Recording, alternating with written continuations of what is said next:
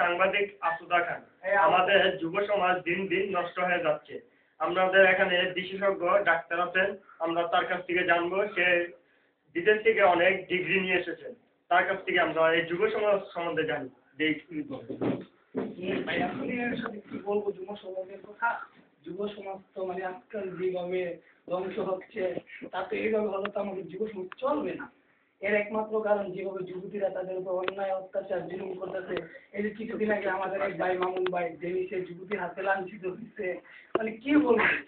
আবার কিছুদিন আগে পেপারে আসলো যে সেই রেকমত আলী ঐতিহাসিক রেকমত আলী স্কুলে নাকি দুই যুবতী এক যুবককে দর্শন করে মেরে ফেলছে। এইভাবে চলে তো আমাদের যুব সমাজ চলবে না। যুব সমাজের জন্য আমাদের কঠোর আন্দোলন করতে হবে।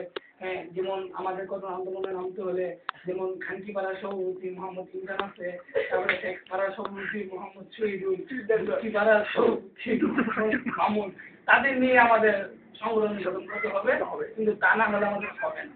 আচ্ছা, দিন দিন আমাদের পরিস্থিতি কোথায় গিয়ে দাঁড়াবে তা কি আপনি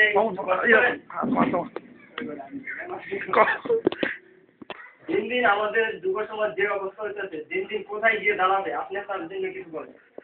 কি বলবো, এখন যে হারে বাড়ছে কন্ডমের দাম, ঠিক আছে, যুব সমাজ তো মনে করেন এখন আগে তো আমরা 4 আনা 8 আনা করে কন্ডম কিনছি, ঠিক আছে, কিন্তু আজকালকে দেখা গেছে একটা কন্ডমের 4 পিস 10 থেকে 15 টাকা পড়তেছে। যুব সমাজ নষ্ট হবে নাকি?